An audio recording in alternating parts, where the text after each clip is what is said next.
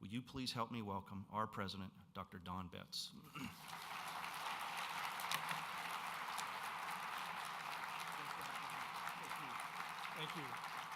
Thank you. Three-quarters that wonderful welcome definitely goes to our provost, Dr. John Barthel, for his comments. Thank you, John. Outstanding. And I'm so pleased that you've accepted this position and have taken to it in such an extraordinary way. Ladies and gentlemen, good afternoon. I'd love to see your faces, but it's not possible today. I know you're out there because I can hear you thinking and smiling and breathing, and some of you texting. So, what an extraordinary way to begin today, getting up in the morning and realizing it was 18 degrees and it was going to be a spring forum, and John had just articulated so well, as well as Charlie. Wondered, we had a bet going in the office. If we got 37 or more people in the room, it would be a victory. Thank you for being number 38 and 39 and 40. I'm pleased to be here today with you in a program that's going to be relatively brief compared to some of the others, I suppose, that we've had. But I think certainly based on the comments that have made by John Barthel, hopefully full of substance and worthwhile to you as well. I want to extend my thanks to Dr. Lori Beasley and Sonia Watkins, Julio Mata, and a number of other people that have made this day possible. All the behind the scene, in front of the scenes that make our parts so much easier. You know how much I think of you. Thank you so much. It's been an extraordinary year, 2013, at this institution, particularly, I think, in terms of personnel change. I think I told you before, when I first arrived, I must have been here about 6 months, and I had a member of the faculty stop me on the yard who I had known from my previous time here and thanking me for coming, and we had a very nice chat, but he said, you know, I'm kind of surprised. I kind of expected a lot more change. And I said, well, what do you mean? I said, we've already done this, that, and the other thing. He says, yeah, but I thought it'd be a lot more change in people and stuff like that. And it's kind of interesting because you look back across the year, of course, and there's been an extraordinary change in personnel at all levels. And it's the dynamic of human nature and the systems in which we work that we find ourselves always with new faces, fresh ideas, and fresh opportunities. And I think that's really exemplified in your provost, who over the past 6 months, almost 7 months now, has moved into a position of very clear responsibility and authority for the academic programs and continues to motivate me as well as those around him as he did when he was the Dean of the College of Math and Science. I think it also manifests itself in the other persons that were introduced today, rightfully so, in the roles that they're playing for us. The strategic themes that are outlined so beautifully on these panels behind me are the sum and substance of your work, what you have done over these past weeks and months when it was all sort of inchoate and we wondered what it would look like when we had those meetings after meetings and post-it notes going up. We were wondering if it ever would digest itself into something that actually made sense. And then, as Jeff King so well puts it, there are those aha moments. I think every once in a while I get to lead an aha life being around you guys. And these ideas emerge, and the synchronicity and the appropriateness of these ideas and these roles to this university at this time, in this place, I think could not be more apt or more appropriate. And so we find ourselves looking at transformative learning and student success, value of what we do, and of course, the all-important position of place. In the next couple of weeks, we're about ready to move into the legislative season. And for those of you that are doing the handicapping these days, if you can count how many candidates we have for various positions in Oklahoma at the national and state and local level, they're multiplying by the day. Every time I open up the paper, I'm going to find out a friend or a colleague or someone that I know or that you know suddenly decided that they're going to be the very best person to represent their community or their state or whatever across for the sake of Oklahoma. Well, we know that on February 3rd, Monday, February 3rd, we're going to have the opening of the new legislative session. That's important for us at this institution because we are a public institution. And at that time, Governor Mary Fallin will make her State of the State address. Now, if you remember a few weeks ago, Chancellor Johnson was on our campus, and he spoke about the appropriation that we are seeking as a system, about $76.3 million increase, which would be an increase of about 7.7%. The handicappers are telling us that there's a very good chance, there might be a chance, and there's no chance. So it seems to me that we're about right in the middle of where we should be. Mark Kinders, our Vice President for Public Affairs, who monitors this information so closely for us, says if we receive the funding at the full amount of $76 million, and I have to tell you, that's not just for us, that would be for the entire system, that we would be close to the 2008 pre-Great Recession funding levels. The request for higher education would include $30 million to assist our campuses with increased fixed and inflationary costs like insurance and utilities, and typically we would get a few million out of that 30 million. The remainder of the money would go to underwrite and to infuse the programs that are now of importance to the state and our state leaders. They include Complete College America, which was inaugurated on this campus on September 22nd, 2011 by our current governor, online education technology, concurrent enrollment process, adult completion, STEM work, including STEM summer academies, competitive grants for student advisement, career counseling and veteran services, and student financial education. We, as I told you before from this roster, we are now being judged on a different set of criteria in terms of funding. It's called performance funding, performance-based funding, and we will continue to discuss with you and with ourselves what that means, but almost always it has to do with outputs. The number of students that are retained, the number of students that are graduated, and John a few moments ago mentioned that we made our Complete College America goal. We were the only one of the Russo institutions to achieve their goal for this year, but it's going to get harder every year. I mean, I'm no mathematician, Charlotte, but I know that if I have to have 90 and then 90 more and 90 more in an exponential way, that by the time we get to year 5, 6, 7, or 8, as I turned to a presidential colleague of mine yesterday at a Senate hearing, he looked at me and said, what are we going to do in those years? And the answer is, it's going to be tough. We're either going to have to increase the number of students we have or graduate more of the students that we attract in the first place. And that's going to be part of the basis for our funding from the state. And that's what I think is important for you to realize. Mark also informs us that there are about 1,500 new pieces of legislation that have been introduced as of last week, and about 100 bills he's tracking right now for us that particularly relate to our institution. Our priorities, and those of Russo and the state regents, will be to monitor additional critical policy areas that will come up in those pieces of legislation. And you know the drill on some of these. Guns on campus, preparation of Oklahoma K through 12 students to ensure that they are in fact ready for you, that they're college ready, and changes, importantly for all of us, in the state teacher pensions that could affect our institutional contribution or our institutional competitiveness. Now, Governor Fallin is putting the emphasis on workforce development, as you well know, and it's going to be highlighted in a rather dramatic way in this state at the very end of March, March 26th and 27th. I think many of you know that Governor Fallin, is the current president or chair of the National Governors Association. And in that position, she has championed a national program called America Works, which focuses on workforce development. She has held 2 major meetings and conventions around the country, but in March, she brings it all back to Oklahoma. And at that time, I think virtually every governor and every secretary of education of every state and representatives therein are going to find their way to Oklahoma City to look at these issues. And you can be sure that Mary and the state of Oklahoma is going to want to point with pride into what the state of Oklahoma is doing.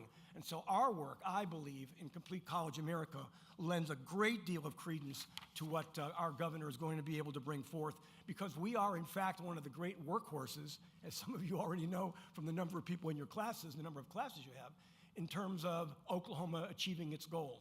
As we said again from this rostrum, the state of Oklahoma is below the national average in the persons who have bachelor's degrees or above. We're 23.8%. The national average is more like 29. I've watched those averages both move since I've been back. We've moved up a bit, but the national average has moved up as well. And so focusing on that goal of increasing the students who, in fact, achieve those degrees, walk across that stage and see me or the next president, and they get handed a diploma, that is a completion for them, but it's also very important for the future of the state. Mark also mentions that we have some good news out of Congress, which actually surprised me, but is actually going to have a federal government funding level that's set now for 2 years. And it's the first time in 5 years that we've been able to move ahead with some kind of confidence that federal agencies and their spending will be somewhat to be able to be followed and understood. And that's important for us in terms of grantsmanship et cetera. Well, so now it's up to us then to identify our unique strengths and to align them with the Metro's needs and the opportunities, and to reach into the federal system and to find a way we might be able to help ourselves in that regard as well. Worked very hard in this regard. Some of you participated over the last couple of days in roundtable meetings with representatives from Washington, D.C., who are taking care of some of our business there, trying to understand where our strengths and opportunities are so that we can find the right opportunity for grants at the federal level, so that we can increase the number of dollars that we receive per year from the federal government and therefore meet some of our other shortfall needs, as you know. Now, let me turn for a moment to capital projects, because I'm very pleased to tell you that we're moving into a rather dynamic period in this regard. I always have mixed feelings talking about capital projects. A, because they're important, but B, because people assume that if you build something, therefore you've accomplished your goal. And as I've told the press, and I tell you again, the goal for me is not how many buildings will be erected while I or you are here, but what we did for the students who in fact pass through those buildings and come to know and benefit and prosper from you. So with that understanding, I'd like to talk first about Mitchell Hall. Mitchell Hall is going to, thanks to the good work of CFAD and their fee funds, is going to receive a $4.1 million annex, and that will begin this year. Next, we're going to have a new residence hall. And I want to thank Josh Overrocker, David Stapleton, and all the good people at A&E who have helped us on this project. This is a $28 million, 440-bed project going to be paid for by auxiliary revenue from the project. This is a stunning piece of work. I can just tell you, it's 4 stories on one and 3 on the other. It's going to sit just north of Business and just to the east of Buddy's. Is there a third slide, or is that the third? This one. There is a natural courtyard that develops. What I like about this, and I lived in a dorm and actually ran a dorm in my younger days, is that this is all the things my dorm wasn't. It's comfortable, it's designed for students, it's designed for transformative learning. In fact, those that are working with us from the outside are saying this design and the model, what goes on the inside of it, could be very well be a model that will be emulated by other institutions around the country, because we take the living and the learning and we combine them here. But you can see what a really handsome outcome this is going to be. It's going to start about April of this year, and I think take about 18, Josh has to correct me, 18 to 24 months to complete. As I said, 440 beds, and it picks up on aspects of other buildings on the campus, like Thatcher and the Old North and Evans Hall. So anyway, I think it's a beauty. The next is the medical examiner's office. This is a placeholder drawing for earlier time. This is not a final project yet, but over the past year, the political forces and political interests are moving in the direction of wanting to resolve what has been a long-standing situation for the state of Oklahoma. And as you know, about 3 legislatures ago, a piece of legislation was passed to locate a revitalized ME's office on our campus. This is about a $38.5 million project, Kevin Freeman advises me, and it's a project that, when undertaken, will probably take us about 24 to perhaps even 30 months to complete. We are working very diligently on this project, not just on behalf of the medical examiner, but on behalf of programs on our campus, which will in fact benefit from that presence and from space that will be built within and around it for the sake of the University of Central Oklahoma. The next is the Oklahoma River Boathouse. We were going to break ground on the boathouse back in December, and an ice storm arrived. So we decided we would not have it as a curling exhibit, right? That sort of thing. Decided to do it in another way. So it looks like about April, we will go ahead and have some kind of formalized opening of the dig of the boathouse, which will begin its formal construction in March, take about 12 months. It's about 18,000 square feet. It will house our rowing team. This particular music venue, this is looking from the inside out onto the river, and then an art gallery as well. It will be unique along the river, which now is going to have an infusion of additional $63 million from MAPS 3 in order to finish the lighting and to begin the work on the new kayak and whitewater rafting section, which will be about 250 yards maximum from our front door. I've been informed that University of Oklahoma has now decided to go ahead and erect its boathouse, which will be further to the east of us. We will be the first public university on the river. We have a great working relationship with the River Authority and, of course, our responsibilities and opportunities in the metro are not going to be disadvantaged by this particular project. And then we come to Old North. Excuse me. Apologize. Old North, our friend, our long-standing symbol of Edmond and this university, and I think Oklahoma higher education. We need about $6 million to finish the inside. You've heard me say that more than once. We're at about $3.5 million on the inside now, so we're going to go ahead and get started. And again, I thank David Stapleton and the good people. These are some shots of what we hope to do on the inside in terms of classrooms, reflecting some of the transformative learning look. This would be the entryway from the inside, looking out those doors we've been looking from the outside in for so long. It's a stunning example of far-sighted thinking on the parts of people who believe that life lasts longer than just the span of your own, that you really do reach out and touch the future by education. And when they erected that 114-foot spire in the center, I think they were sending a comment to virtually everyone that Oklahoma education and higher education is here to stay. Thank you very much.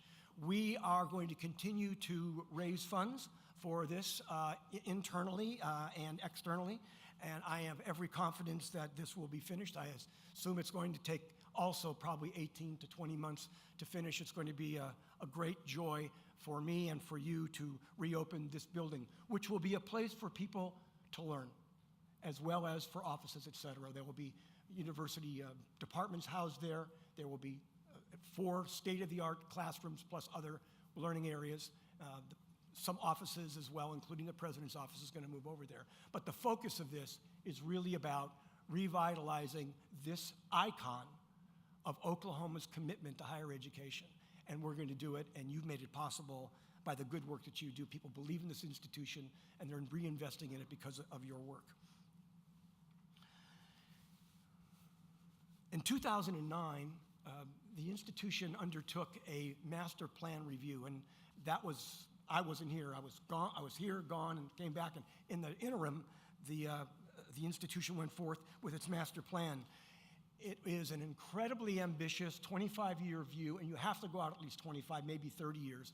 This picture doesn't tell you a great deal, but I have it here to let you know that this master planning is going to be reviewed and redefined, not because it isn't important and it hasn't been well done, it has been, but because the world has shifted and changed quite dramatically from 2009 until today. A good example is the revitalized commitment we find in downtown Edmond, where right now the Central Business District is being reconceptualized. And if you think back to some of the work that was done earlier here in Edmond, you realize that along Campbell Street, we have streetscaping and lighting leading directly from downtown Edmond right smack into the front door of Old North. So rethinking, reconceptualizing on the basis of what we're going to do, where we're going to do it, what tools we will use now in education, and how we in fact link ourselves, our vitality, once again to the vitality of the city of Edmond, which I think makes great sense. We just noticed the other day that CNBC once again put the moniker on the perfect suburbs of the universe, and Edmond, Oklahoma was right up at the top. And if you see the profile of why it was selected, it had to do with a number of the factors that make this such a wonderful place to live, including great schools, access to quality higher education, a very well-educated population, and very, very safe. So we are so pleased to play our role in an expanding and redefined Edmond. We are the, if I may say this to all of you, the jewel in the crown of this wonderful, wonderful community. Also, I wanted to mention to you that we are now undertaking an attempt to be classified by the Carnegie Foundation for the Advancement of Teaching as a Carnegie Institution of Community Engagement. It is a very prestigious and difficult to win classification, highly selective, and the process is rigorous. But the whole idea is that we have been working very hard, you've been working very hard, to engage in our communities by yourself, with your colleagues, with our students, with our friends and alumni, and we want to be able to put that into the national grid, the national profile, and see how it works out. So our team has been working to design a survey instrument, and we need maximum participation. Some of you have already responded. Thank you. For those of you that haven't and you've received the instrument, Please take the time to respond honestly, fairly. We don't want you to make anything up. But the survey has to close on January 31st. So I'm looking forward to having you do that. Now, if it turns out that you have engagement examples that don't fit neatly into the survey, our master of this process for us, Dr. Shara Hines, is chairing the initiative, and she would be glad to take those choices from you and those recommendations that you have. And remember what community engagement is for us. It describes a collaboration between this institution and our communities, the regional, the state, the local, the national, and the global, for mutual benefit of exchange of knowledge and resources in a context of partnership and reciprocity. It sounds like the Central Six. I also wanted to mention to you and to thank you because there were so many positive responses to the note we sent out regarding the Staff Senate. Again, I wish I could read some of the comments, some of the incredibly eloquent comments that we received about the notion that we'd like to investigate the establishment of a Staff Senate as an important part of the governance structure of the institution, along with the longstanding and very appreciated Faculty Senate. Your responses have been overwhelmingly positive, and for that, I'm going to take it as a yes, and I'm so pleased. We're going to go ahead now working with HR, Human Resources. With your assistance, the Staff Senate will emerge to play a collaborative role in shaping UCO's future, and thank you so much for being part of that. Although it's 2014, my mind has already just skipped a little bit ahead, and I'd like to speak with you just for a moment about 2015. Because on the 1st of January of that year, we move into a very important opportunity for us. UCO, as you see here, UCO at 125. This is our year from the first of that day to the last day to embrace this very unusual opportunity. We're 125 years young. We get a chance to peer back into our past and conjure up all of the wonderful images of people you've known and worked with and those that preceded us, and then to peer equally into the future. And we're going to invite Oklahoma and Edmond and Oklahoma City and the world to come and visit us. We're going to have a pantheon of opportunities through that year to bring people to campus, to highlight your outstanding accomplishments, to capitalize on your creativity and imagination, and have a number of wonderful activities, small, not so small, and statewide, and more. I'm so pleased that Vice President Ann Holzberlein has stepped forth to captain the steering committee. If you're serving on the steering committee, you've already met, so thank you. If you aren't serving on the steering committee, someone's going to call you about this. So I ask you to step forth with the kind of enthusiasm and insight and sense of opportunity that I know that you will. Thank you so much. I'm looking forward to UCO at 125. Obviously, much more about this later. And when we reconvene in August for the fall, we'll have a much more complete description of what our world will look like at that particular time. But we're gathering ideas and innovative, creative ideas at this particular point. But that's 2015. We're in 2014. This is our year. We are the University of Central Oklahoma. We are 125 years old and attuned, I believe, to the winds of change and to the values of learning and leading and serving. We've declared ourselves as Oklahoma's Metropolitan University by demographic and geographic opportunity, but also by intention and by design. We are manifesting some of that sense of us by telling the world a little bit more about us. If you've noticed, for example, over the past several weeks, new campus signage has begun to be displayed. These signs are going to be affixed first in front over near all of the university academic buildings, and then other buildings to follow. And big shout out and thanks to Mark Rodolph and his crew and for all the work that they've done, as well as our vendors from the outside. These are not intended to be impermanent. They have a very traditional look. They're emblazoned with our seal, which takes us back to 1890, and it tells the world that even though this building has been here since, and we've got the date on there, that there's a great deal of vibrance and opportunity and possibility churning within that particular place. If you go to Will Rogers Airport, down the long concourse, and again, I want to shout out here to Charlie Johnson and Craig Bouchard and others, you will see the next iteration of the UCO banners, the 5 banners, 2-sided. This one features us. Rather than just, and importantly, the messages that we had the last time, these are the things we believe in and we're about. We want to show you what we look like. the richness, the diversity, the incredible sense of university-ness that we have. And I had a reason to fly out of last week and came back, and I was the only guy taking pictures down the whole concourse. Kept saying to the guy next to me, "He's great," but I'm very pleased with the quality, but also with the message. I think we've made Dr. Wei Chen famous for life here, but and appropriately so. But if you look across the five banners, there's so many dimensions of the university. You realize, wow, you just can't pigeonhole this. You just can't make, okay, you're just about the college of, or you're just about this department, which is really great, or Mr. and Ms. or Dr. So-and-so. It's really about the full breadth of who we are and what we've been and what we're going to be in this vibrant, pulsating, infectious sense of possibility place called the Oklahoma City Metro. This place is really starting to figure out what a metro is. And by doing so, that unrestrained sense of optimism is spilling over. And we're I believe, a perfect partner in the process. Our partnerships are extending, obviously, in many directions. And one is, as you can see through downtown here, is to the Oklahoma City Thunder. Recently, some of our students were able to offer their musical talents as Thunder Buskers. Here they are right here on the fairways inside and the walkways inside of the arena. And I think we have a short little video about that.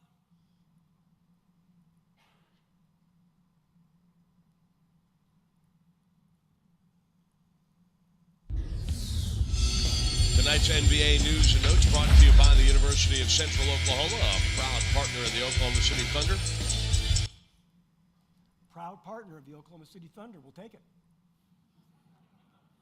News and Notes. I had calls from my buddies around the country saying, wow, so you're a partner with the Thunder. You keeping good company, et cetera. Of course, I didn't tell them that Kevin Durant's salary and my annual budget are the same.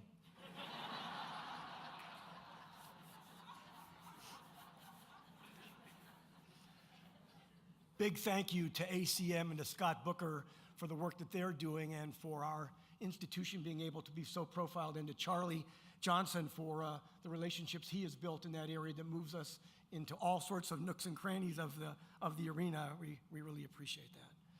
And these relationships that we are building also come to the core of why we show up. And I use the term core on purpose because we are now a proud member of CORE, C-O-R-E, the Central Oklahoma Regional Educational Partnership, a partnership that brings together great partners. Oklahoma City Public Schools, working with Dave Lopez at this point, and Oklahoma City Community College with Dr. Paul Sechrist at the helm. I really want to thank Dr. Jim Mackel for taking the lead on this connection. For the last year and a half or so, we've been working with them via the College Board umbrella on something the College Board was sponsoring called an Affinity Alliance or Affinity Group. And Dean Mackel has been representing us and keeping me incredibly well informed. But Paul and I and Dave Lopez linked up through the work of Jim and his counterparts. And now, I think you should have a release virtually any day. The lid's going to come off, and it's going to be these three partners realize that they have a unique opportunity and responsibility to serve this metro. This is exactly the kind of thing we should be doing as an institution. Precisely. We take our talents, we take our creativity, we take our sense of responsibility, and we marry it with those of equal mind, and we create better outcomes for the people that we're here to serve. In implementing dynamic change, we're working and learning and thriving in a world of change, and that means we have to align the university plan and the academic plan, and you know that's what we're doing with the four basic themes. We are coming into what will be almost the last year of the Always Central campaign. Actually, we have almost 2 years to go. I asked Ann to give me some figures before I came up here to see you. In 2013, you and she and others raised $4,449,263.85. Thank you, Ann. Appreciate you so much. And all of you. Because I know how many of you have dipped into your pockets, and some of them are not deep, and decided to be part of this process. And some of you give monthly, and some of you give once a year, and some of you care that much, and it means a great deal. We are now Our goal was 40 million, which I am sure at the time seemed impossible. We are at $38,092,729.70. I'll throw in 30 cents and round it out. And we are within less than $2 million of our final goal, and we're going to work very hard on the Old North piece to bring that to a close. That's a wonderful testimony to the work that's been done, pre-work, through the work that's been done every day, and Ann and her team as well, and I appreciate it so much. But ladies and gentlemen, we still have needs and aspirations. I know you're sitting out there saying to me, yeah, I know this stuff, but what about my stuff? What about me? Well, I know we need more scholarships, and we work on it daily. We know it's important, not just scholarships that emanate from state money, but scholarships that are donated by us and by our friends and by our alumni and by the people that care about the future of education and the future of Oklahoma. We need more full-time faculty. And I was so pleased John mentioned about the 32 increase this year, probably the largest that any of us can remember. But he and I, and you know that's not enough. It's just getting us started back on the pathway where we should be and where we deserve to be because of the quality of what we do and because of what happens when our students leave here and because of the high regard they hold you in once they leave and because of the great things they do because you touch their lives. We need to have more non-state aid from a spectrum of sources, including federal and private foundations, et cetera. And we need to have continuing enhancement of faculty and staff compensation. I'm as aware of that as any one of you. And I think of it not only daily, but we work on it all we can. We have made serious strides in 2.5 years, and our commitment is to continue to move in that direction. But we also need some stuff. We need some places. And I can tell you, and this will happen, if you're older, this might not happen in your tenure, but these things have to happen here. There needs to be, for the sake of the quality of what is done here, not last week or last year or last month, but literally consistently, every year, we need a visual and performing arts complex worthy of this institution. A complex which says that these arts typify the quality of the institution in a way like no other does, and that with 200 performances plus a year, that we are drawing people into every conceivable venue, that this state, this city, and this university is ready for such a center.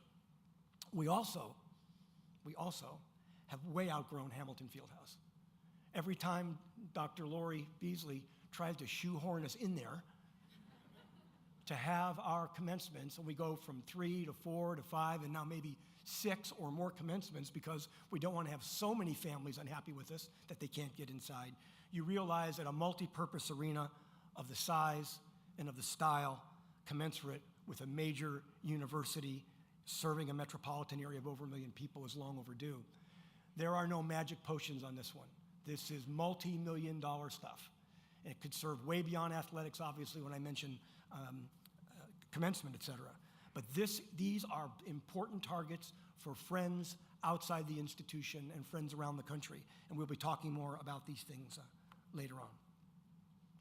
All right, so we've talked about bricks and mortar, we've talked about fundraising, we've talked about specialized programs, but it's really kind of the swirl of where we're living right now in 2014. But in the end, we have to remember that what really matters. What matters? I think what really matters is what we experience. I think that relationships, how we make people feel, and how perhaps we make them see their future is more important than perhaps anything we can do. In their book called The Human Brand, How We Relate to People, Products, and Companies, Chris Malone and Susan Fisk talk about our perceptions, they say, are the result of spontaneous judgments. Think about all the ways we think about or plan on how we're going to influence or impress someone. And they say it happens in a lightning moment. And it's based on 2 variables, competence and warmth. Competence and warmth. Competence. They seem capable, intelligent, and skilled. And warmth. They view others to be honest and trustworthy and kind and friendly. Obvious? Perhaps. But certainly important to remember that we are, in such an obvious way, in the people business. We are in the human opportunity business. We're in the growth and development of human potential business. And that happens when real people like you connect with real people like your students and those that you serve. And the results are amazing. But now we have a new dynamic. And the new dynamic is, in fact, digital communication and social media. Because now there is a whole different way that customers and students and clients, et cetera, can respond. They are bringing us and every company in the universe and the federal government and the international system into a new era of social accountability, where now what you have to do is you have to run the gauntlet of what's going to appear on social media about you and hope that you can escape their vengeance if you in fact wrong them along the way. Factors we can't control very well. Kathy Davidson, who's a professor at interdisciplinary studies at Duke, finished a book recently called Now You See It, How the Brain Science of Attention Will Transform the Way We Work, Live, and Learn, said this: people seem to think that they know what school is and they know what work is. But we live in a world where anyone can learn anything, anytime, and anywhere. But we haven't remotely reorganized our workplace or school for this age. I believe that what John was presenting earlier and what Jeff King is and others are championing and what we're calling transformative learning is part of the response to this changing dynamic. Not just a response, but a highly relevant and perhaps even a nationally significant response. And I want us to keep that in mind if we can. All right, so here we are amid the swirl, trying to reaffirm why we are here. I want to tell you that I believe in stability and flexibility amid this incessant change. We believe in encouraging imagination and creativity and in guiding change, not just aimlessly reacting. I think we are realizing the benefit of creating and sustaining a culture of learning, leading, and serving. But I must make one caveat here, and that is this. UCO's historic and enduring commitment to teaching and learning and to creating a caring community of mentors and learners eclipses workforce development as a singular outcome. We are here for a larger purpose, and dare I say, for a transformative goal. Not long ago, a really good friend and a mentor in his own way, the former president of the University of Wisconsin system, stepped down, and when he did, he made some comments, and there are just a couple, they seemed to resonate. I almost felt like I was turning the sentence and I would know what he would say because I was going to say the same thing. So he said this. He said, in the midst of this swirl, there are three constants. Three. First is mutual trust. It's essential. Ongoing process of building and nurturing relationships, the human dimension. Overlooked or taken for granted, and we find ourselves on a perilous path. We live or thrive or not in an interlocking web of relationships. Secondly, open and clear communications are essential, but it can be a tricky, tricky path to maintain. Because beyond the mastery of the written and spoken word, communication requires tactical and tactful approaches.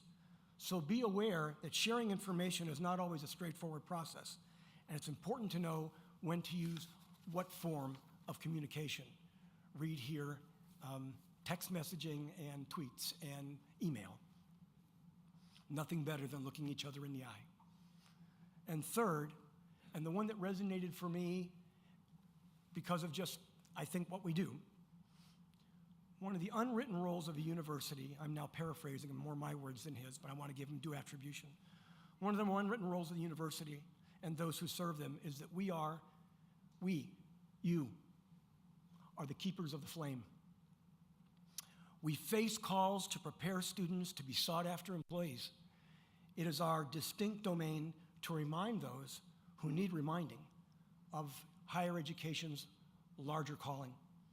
We are here not only to prepare students for great careers, but also to help develop those engaged, enlightened citizens to be leaders in a globally competitive 21st century democracy. Higher ed's role is fundamentally important to the United States and to global success. As I believe most of us who work in this business, in this profession, dare I say it, in this calling, are here because we believe in our deep heart's core that our university enriches, extends, and liberates the lives from the demons of ignorance and ugliness and prejudice and poverty, despair, and ill health. We know that college graduates on average, compared to those that have a high school diploma, make better salaries, vote and volunteer more frequently, draw less heavily on government social services, commit fewer crimes, and lead healthier lives. Ultimately, higher education can help people understand the world more fully and live it more freely with all the benefits that society brings to us. I think we serve in our own unique way as society's compass, highlighting true north amid the abundance of shrill claims and false echoes. But what happens here, day in and day out, is not about this forum, not about these slides, not about these buildings. It happens because of you.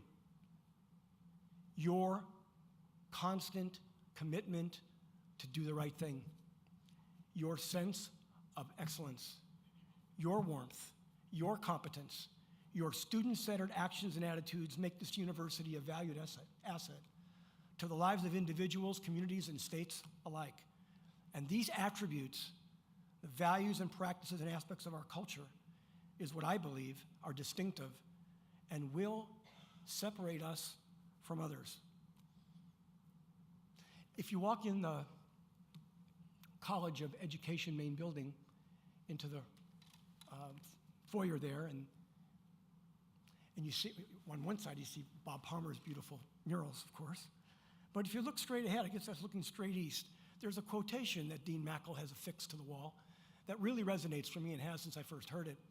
And it comes from the Jewish sayings of the fathers, 2nd century AD. We are not required to finish the work, nor are we at liberty to neglect it.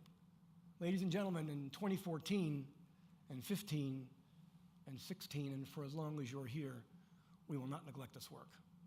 Thank you for everything you do for this institution.